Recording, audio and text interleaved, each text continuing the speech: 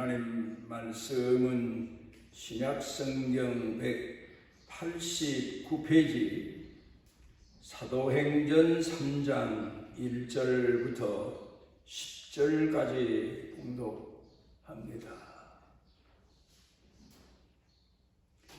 제9시 기도 시간에 베드로와 요한이 성전에 올라갈새 나면서 못 걷게 된 이를 사람들이 메고 오니 이는 성전에 들어가는 사람들에게 구걸하기 위하여 날마다 미문이라는 성전문에 두는 자라. 그가 베드로와 요한이 성전에 들어가려 함을 보고 구걸하거늘 베드로가 요한과 더불어 주목하여 이르되 우리를 보라 하니 그가 그들에게서 무엇을 얻을까 하여 바라보거늘 베드로가 이르되 은과 금은 내게 없거니와 내게 있는 이것을 내게 주노니 나사렛 예수 그리스도의 이름으로 일어나 걸어라 하고 오른손을 잡아 일으키니 발과 발목이 곧 힘을 얻고 뛰어서서 걸으며 그들과 함께 성전으로 들어가면서 걷기도 하고 뛰기도 하며 하나님을 찬송하니 모든 백성이 그 걷는 것과 하나님을 찬송함을 보고 그가 본래 성전 미문에 앉아 구걸하던 사람인 줄 알고 그에게 일어난 일로 인하여 심히 놀랍게 여기며 놀라니라.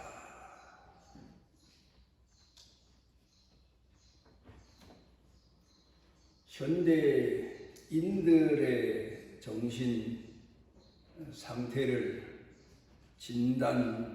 진찰을 하는 의사요 심리학자인 빅터 프랭클이 현대인들의 정신 상태를 존재적 진공 상태다. 그렇게 진찰을 했습니다. 현대인들은 그 어느 때보다도 많은 것을 내적으로 외적으로 소유하며 산다. 그렇게 생각을 하지만 이건 착각이다. 그렇게 말합니다. 지식적으로, 이성적으로는 그 어느 시대보다도 엄청난 것들을 소유하고 물질적으로도 역시 마찬가지입니다. 살지만 그런데 문제는 그 정신 상태가 아주 빈약하다. 요새 젊은 사람들이 잘 쓰는 말이 멘붕 상태가 됐다. 그런 말입니다. 이 말은 영어 멘탈이라는 말과 정신이라는 말과 붕괴, 우리나라 말 되었다는 합성어로 멘붕 상태다. 그렇게 말합니다. 그러니까 정신이 붕괴됐다. 멘탈이 붕괴됐다. 이제 그런 표현입니다. 빅터 프랭클이 왜 이렇게 됐느냐에 대해서 설명을 하는데 사람은 동물과 다르다. 그겁니다. 동물은 충동이나 본능에 의해서 살면 되는 겁니다. 그런데 사람들이 동물처럼 살고 있다는 거예요. 그래서 멘붕 상태가 온다. 그렇게 말합니다. 어렸을 때 어른들로부터 이런 얘기를 들었습니다. 동네에 남들은 열심히 일을 합니다. 일한다는 건 사명의 열정을 가졌다. 내가 일을 해야지. 그런 마음으로 사는 겁니다. 비록 가난하지만 사명의 열정, 먹여 살리고 식구들 나도 살고 그러기 위해서 열심히 사는데 그런데 그 동네 어영부영 이 여름 더위가 시작되면 그늘 밑에 가서 하루 종일 잠이나 자고 부채질이나 하고 그러면서 눈에 거슬리게 사는 사람들이 더러 있습니다. 그러면 그런 사람들을 가리켜서 뒤에서 욕하는 얘기가 온유월 개팔자다 그렇게 말합니다. 그런데 현대인들을 놓고 보게 되면 온유월 개팔자가 참 많습니다. 빈둥빈둥 사명도 잊어버리고 자기 자신이 해야 될 일도 잊어버리고 경제적으로 나는 풍족하다 뭐 그런 의미에서 그런 생활을 살지 몰라도 성경은 그런 사람들을 가리켜서 게으른 자, 태한 자, 무방비 상태에 놓여 있는 자, 지금 자기에게 어떤 세상이 다가오고 있는지를 깨닫지 못하는 자, 무능한 자, 무책임한 자, 잠자기를 즐기는 자, 이렇게 성경은 경고하고 있습니다. 오늘 우리가 사는 이 시대를 교회 안에서만 봐도 세 가지 상태의 무서운 시험들이 있는데, 교회에 불만을 가진 사람, 이런 사람들은 이단으로 결국 빠져서 그 영혼까지 바라버린 그런 상태로 살아가는 사람들이 많아요. 이단이 들끓는 것은 교회가 그만큼 성도들을 위해서 사명을 다하지 못한다는 증거입니다. 그런가 하면 또 하나, 이단만이 아닙니다.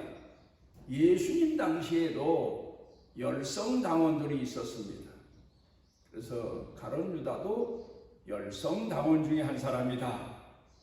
예수님이 오셔서 군중들을 모으니까 내가 이 기회에 뭔가 하나 할 수 있다 생각하고 예수님 행렬에 합류를 했는데, 결국 예수님이 자기가 원하는 대로 민족의 혁명을 위해서, 해방을 위해서 역사하시는 게 아니고 십자가를 지시고 그런 말씀을 하십니다. 그러니까 이건 내 희망과 맞지 않는다, 내 기대치에 못 미친다. 그래서 예수님을 팔아버렸는데, 열성당원들, 오늘 이 시대에도 교회에 세상적인 불만을 가진 사람들을 모으는 그런 열성당원들이 광화문에서 벌써 오래도록 한국의 열성당원 같은 사람들을 모으고 또 그들을 이용하는 그런 시험에 또 빠진 사람들이 있어요. 우로 좌우로 치우쳤습니다. 그러나 또 하나 문제가 있습니다. 우리 성도들이 걸어가는 길이 평탄한 길이 아닙니다. 철로 역정을 보게 되면 얼마나 험난한 길인지 모릅니다. 시험도 많고 시련도 많고. 그런데 함정이라는 게 있어요. 함정. 옛날에 길을 걷다 보면 함정이라는 데가 있어요. 낭떠러지기라는 데가 있어요. 그런 것처럼 현대 교회에 남아있는 성도들은 또 다시 정신적인 함정에 빠져서, 우울증에 빠져서 허우적거리는 사람들이 많습니다. 빅터 프랭클은 말하기를, 왜 사람이 우울증에 걸리느냐, 함정에 빠지느냐? 사람은 짐승과 달리, 짐승은 감정에 충실하면 되고 본능에 충실하면 되지만 사람에게는 선택과 책임이라는 이 놀라운 영적인 존재에게 부여된 사명이 있습니다. 선택하고 책임지고. 그런데 선택은 해도 이 책임지는 일에 대해서 다하지 못할 때에 결국 멘붕 상태에 빠지게 되고, 결국은 우울증에 걸리게 되고, 결국은 정신질환자로 추락하게 되고 절망자가 되고 만다. 되는 대로 살자. 짐승이 부럽다. 그렇게 사는 사람들이 현대인들 중에 많다. 그런 얘기. 오늘 성경 본문의 배경에 나오는 주인공인 베드로에 대해서 한번 생각을 해봅니다. 베드로가 고기 잡던 어부였는데 예수님이 오셔서 그를 제자로 부르시니까 예수님을 따라 나섰습니다. 그리고 예수님을 철저히 배웁니다. 그리고 가룟 유다와는 달리 예수님이 십자가를 말씀하실 때에 처음에는 의아심을 가졌지만 나중에는 나도 예수님 십자가에 못 박혀 돌아가실 때 나도 십자가에서 죽겠습니다. 그렇게 예수님께 고백을 합니다. 그런데 순수하죠. 단순하죠. 또 남들은 그렇게 못하는데 그렇게라도 고백하는 베드로가 대견하지요. 그런데 예수님께서 짐짓 베드로를 향해서 네가 너를 모르고 있다. 그 말씀은 내가 시험을 이길 수 있는 줄 아느냐. 내가 시험 당할 때 넘어진다. 그것도 3번이나 나를 부인하니라. 그리고 예수님께서 베드로에게 일깨워 주십니다. 그런데 예수님이 막상 이제 십자가를 지시고 십자가에서 고난당하시고 못 박혀 돌아가실 때에 예수님이 베드로에게 일러주신 대로 베드로가 예수님을 2번이나 부인하고 3번째 가서는 자기가 예수님과 아무 상관없다는 의미로 강조해서 예수님을 저주까지 하며 부인했다. 성경은 그렇게 말씀하고 있습니다. 그리고 예수님이 돌아가셨다가 3일 만에 부활하셨는데도 부활을 믿을 만한 믿음이 없어졌어요. 믿음이 완전히 다 탈진 상태에 이른 겁니다. 그래서 자기도 여자들이 예수님 무덤에 갔다 와서 예수님 부활하셨다 궁금하니까 자기도 가서 봤는데 자기도 예수님 부활하심을 가서 확인했어요. 시체가 무덤 안에 없으신 것을. 그리고 천사를 통해서도 듣습니다. 여자 먼저 예루살렘으로 가셨다.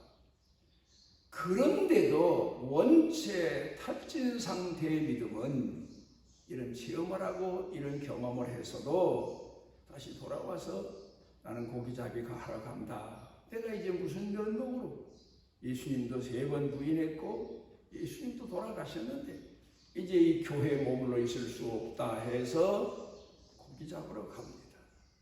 그런데 예수님은 부활하셔서 그 베드로에게 또 찾아가시고 베드로를 다시 부르셔서 내가 나를 사랑하느냐. 사랑이 문제다. 죽음을 각오한 사랑이 문제다. 양들을 돌봐라. 내 양을 먹여라. 그런 뜻에서 베드로의 신앙의 회복을 이끌어 주십니다. 그리고 말씀하시기를 예루살렘을 떠나지 말고 약속하신 성령을 기다려라. 참 중요한 대목입니다. 우리가 한 2년 반 동안 코로나를 통해서 한국 교회 성도들이 크게 시험받은 것이 신앙은 교회를 떠나서도 유지할 수 있는 줄로 착각하는 것. 예루살렘을 떠나지 말고 그 말씀의 의미를 마음에 다시 깊이 새겨야 됩니다. 성전은 성도들을 모으기 위한 것이고 하나님을 만나는 장소고 말씀과 성령이 역사하시는 곳입니다.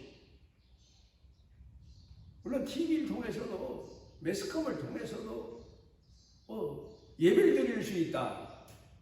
그걸 예배라고 볼 수는 없습니다. 잠깐의 공부한 정도지 예배라고 볼 수는 없습니다. 예루살렘을 떠나지 말고 약속하신 성령을 기다려라. 그 약속을 믿고 성도들을 모으고 낙심한 사람들을 권고하고 함께 기도해서 이 베드로 신앙이 회복됐고 성령 충만한 사람이 됐습니다. 오늘 성경 본문에서 내게 있는 것으로 내게 주노니 그게 뭡니까? 회복된 신앙입니다. 말씀과 성령입니다. 베드로가 말씀과 성령으로 충만한 사람이 돼서 성전에 기도하러 올라가다가 위문에 앉아있는 안전뱅이를 일으킨 사건의 오늘 성경 본문의 말씀입니다. 안전뱅이처럼 되어버린 영적인 구걸이나 하는 사람들 오늘 세상에 많아요. 절에도 가서 영적 구걸을 하려고 하고 무당집에 가서도 영적 구걸을 하려고 하고 그리고 사는 사람들 많아요. 여기저기 뭐 기도해 준다 예언해 준다 하니까 기도원도 가고 이단도 가고 구걸하러 그런 그 성도들을 다시 모으고 일으키는 교회로 회복이 돼야 됩니다. 한국교회 말씀과 성령으로 깨어나서 하나님 앞에 바로 서야 됩니다. 연단의 신앙, 말씀과 성령의 회복의 신앙, 오늘 성경 본문 말씀을 통해서 그걸 우리가 보게 됩니다. 베드로가 나중에 이런 일로 인해서 안전병을 일으키고 기적을 일으키는 일로 인해서 잡혀서 고발당해서 공회원들 앞에 갑니다. 거기가 어느 자리입니까? 참 아이러니한 장소에 왜 예수님 십자가에 못 박힐 때 예수님을 3번이나 부인하던 데가 거기거든. 그런데 이번에 가서 그 사람들이 위협을 해도 내가 너희 말 듣는 게 옳으냐 하나님 앞에서 너희 말 듣는 게 옳으냐 하나님 말씀 듣는 게 옳으냐 그 사람들이 짐짓 놀라서 아니 저 녀석이 언제 저렇게 변했나 그래 결국 베드로를 다시 놓아주게 되는데 회복의 신앙이 하나님 앞에서 한국교회는 하나님 앞에 다시 서야 됩니다. 요셉의 신앙을 보면 야곱도 우리가 그 고난의 과정이라는 걸 보면 반드시 사람은 고난의 길을 통해서 연단을 받아야 됩니다. 아무리 훌륭한 군인일지라도 훈련 과정 안 거치고 훌륭한 군인인 사람이 있습니까? 없거든요. 그러니까 교회도 역시 마찬가지예요. 연단의 과정을 거쳐야 훌륭한 신앙인데요. 큰 소리 치고 어렸을 때에는 신앙의 대장부 같지만 아니에요. 야곱을 보면 어렸을 때에 아버지를 속이고 형을 속이고 욕심은 대단해서 그랬는데 하나님이 그 야곱을 외삼촌 집에 가서 20년 동안 연단시키고 돌아오는 길에 마지막 하나님이 직접 야곱을 야곱 강가에서 기도를 통하여 연단시키시고 그러고 하여금 이제는 내 이름을 이스라엘이라 하라. 내가 거듭났다. 말씀과 성령으로 거듭났다. 하나님이 야곱을 내리치셔서 이골 냈는데도 뼈가 그래도 하나님을 놓지 않는 그런 연단의 합격을 갖게 된 거지. 아브라함과 이삭은 어떻습니까? 자기 자식을 바치라는데 거기까지 하나님이 시험하시는 일에 합격이 된 거 아닙니까? 요셉도 마찬가지. 집에 있을 때 형들의 잘못을 아버지에게 일러 바쳐서 형들에게 미움을 받습니다. 잘못한 거야. 고칠 수 있는 분이 아버지밖에 없으니까 그럴 수밖에 없다. 자, 기독교는 어떤 종교입니까? 정의로운 종교, 공의로운 종교, 그 선을 넘어가야 돼. 하나님은 이 요셉을 애굽의 노예로 팔려가게 해서 거기서 원수를 용서하고 못난 사람을 섬기고 못된 인간을 돌봐주고 이끌어주는 연단 훈련 과정을 통해서 하나님은 그를 요셉된 거듭난 신앙인으로 들어 사용하시게 되지 않습니까?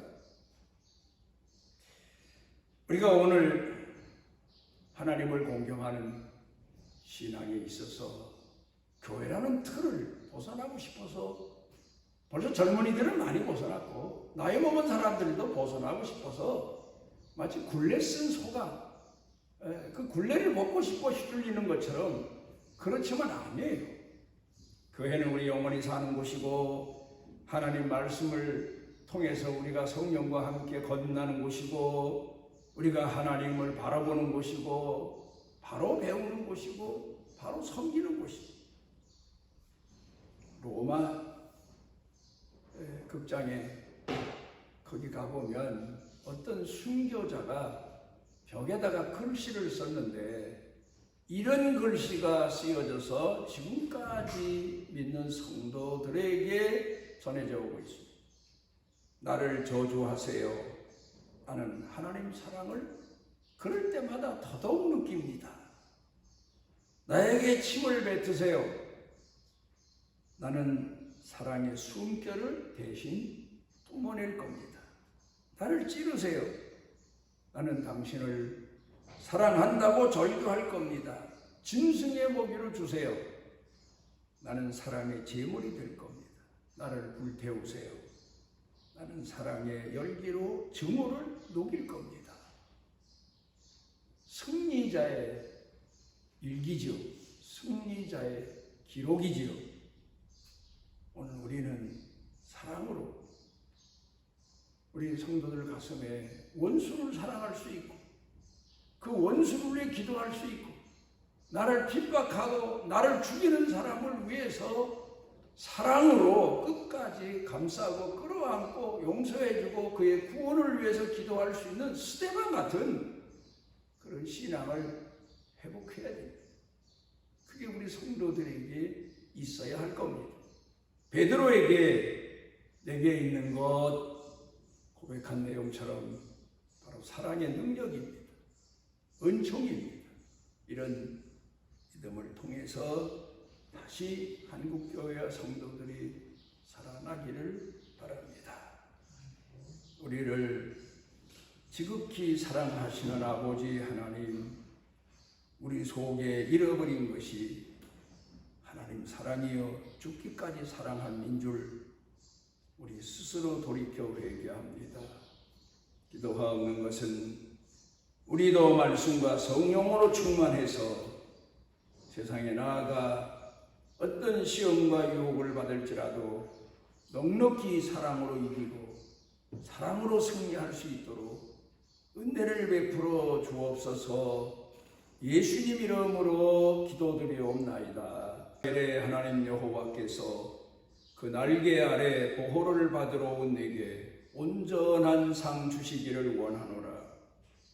우리를 죄에서 구원하시고 세상 끝날까지 시험에 들었어도 넘어졌어도 절망했어도 다시 찾아오셔서 일으켜 주시는 우리 주 예수 그리스도의 무한하신 은혜와 우리를 포기치 아니하시고 끝까지 사랑하시는 아버지 하나님의 지극하신 사랑과 우리 속에 내재하셔서 빛이 되시고 또 소금이 되게 하시고 또 우리로 하여금 주를 위하여 깨어나게 하시는 성령님의 능력의 은총이 사랑하는 자녀들 생각, 마음, 영과 육 그리고 사는 생활, 일터, 경영 온 교회 중에 넘치고 넘치도록 함께 하시기를 축원하옵나이다.